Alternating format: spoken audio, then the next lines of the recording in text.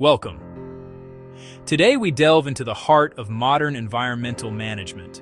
We will be exploring Clause 6 of the anticipated ISO 14001:2026 revision. This clause, focused on planning, is more than just a set of requirements. It is the strategic control center of your entire environmental management system. In this session, we will break down what has changed, what you need to implement, and most importantly, how an auditor will scrutinize your planning processes. Our key message today is simple but transformative. Clause 6 transforms environmental management from reactive compliance into strategic risk management. This clause is where your organization determines its direction, defining risks, uncovering opportunities, establishing objectives, and planning the actions to achieve them. Mastering this clause ensures your EMS is not just a certificate on the wall, but a powerful tool for sustainable business growth and operational excellence. The planning process outlined in Clause 6 is the engine that drives your EMS. It takes the high-level understanding of your organization's context from Clause 4 and the direction set by your leadership in Clause 5 and turns them into a concrete, actionable roadmap. This is where strategic intent becomes operational reality. The planning you conduct under Clause 6 directly influences your operational controls in Clause 8. It sets the benchmarks for your performance evaluation in Clause 9.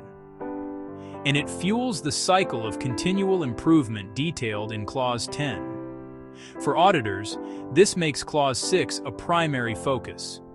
They will look for clear, documented evidence that your planning is thorough, data-driven, and effectively integrated across the business.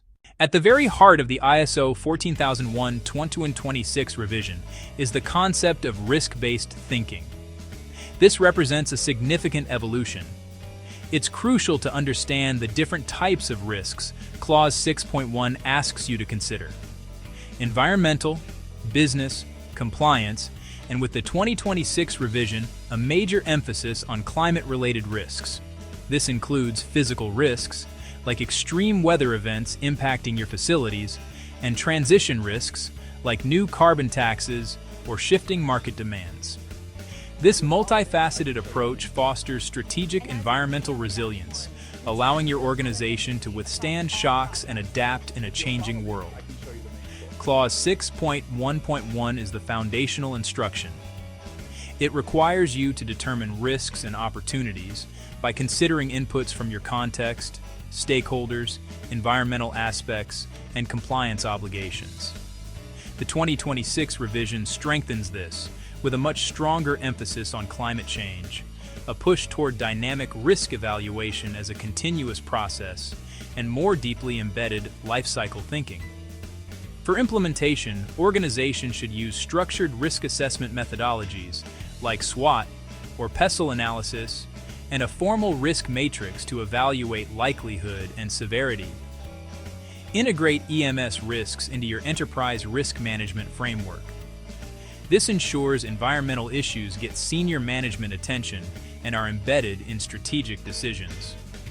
Auditors will verify your methodology, check for consistency between your identified risks and your objectives, and seek evidence that risks are being actively managed, not just listed.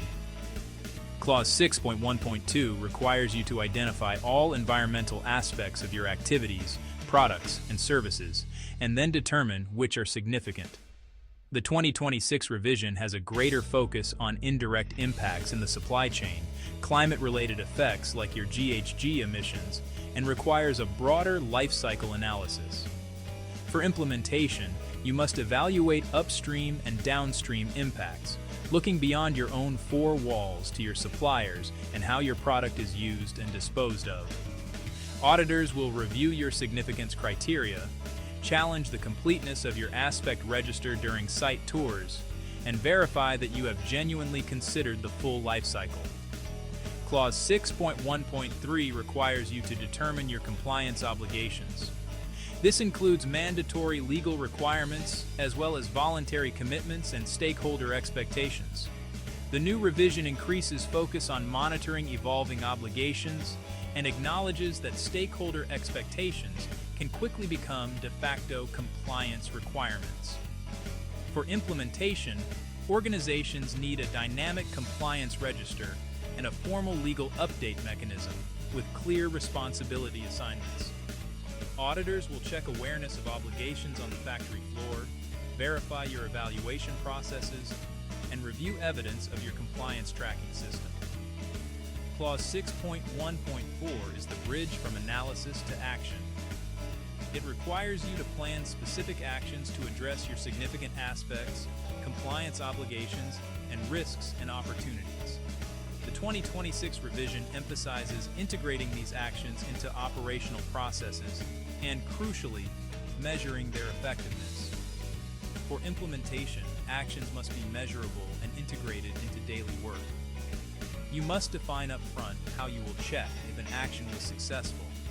Auditors will seek evidence that actions are implemented, that their effectiveness is monitored, and that they logically align with the risks they are meant to address. Clause 6.2.1 requires you to establish environmental objectives. These are the high-level goals that drive performance, and they must be measurable, monitored, and consistent with your policy. The 2026 revision has stronger expectations for data-driven, performance-based objectives, including those related to climate, that are strategically relevant to the business. For implementation, objectives should include specific KPIs, timelines, and be clearly linked to your significant aspects and risks.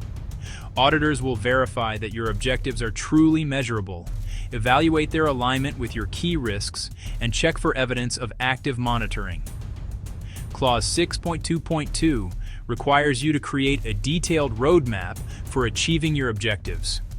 You must define what will be done, the resources needed, responsibilities, timelines, and evaluation methods. The new revision focuses more on accountability, realistic resource allocation, and requires demonstrated progress, not just a plan on paper.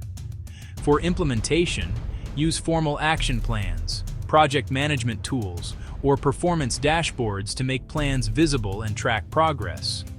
Auditors will review objective progress in your monitoring data and management review minutes, check for clear ownership, and evaluate the effectiveness of your planning. To summarize, the 2026 revision of Clause 6 introduces major changes. Deep integration of climate risk, a stronger life cycle perspective, greater strategic integration with the business, and more measurable planning requirements. In short, Clause 6 is evolving from environmental planning into integrated sustainability risk management.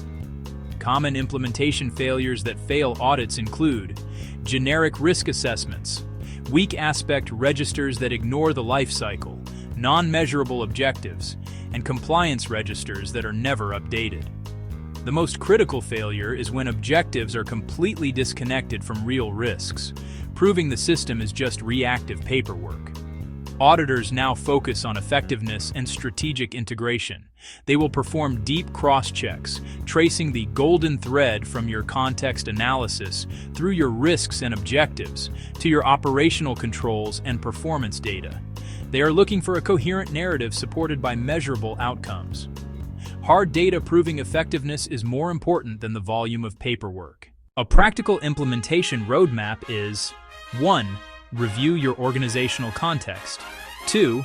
Update your aspect and risk methodology. 3. Integrate climate considerations. 4. Strengthen compliance tracking. 5. Create measurable objectives. And 6. Monitor effectiveness continuously. Our final key message. Clause 6 determines whether your EMS is proactive, strategic, and resilient, or merely reactive paperwork. We encourage you to modernize your planning methods, integrate sustainability into your core business strategy, and prepare for the deeper audit scrutiny to come. By doing so, you transform your EMS from a compliance burden into a true engine for sustainable growth and operational excellence.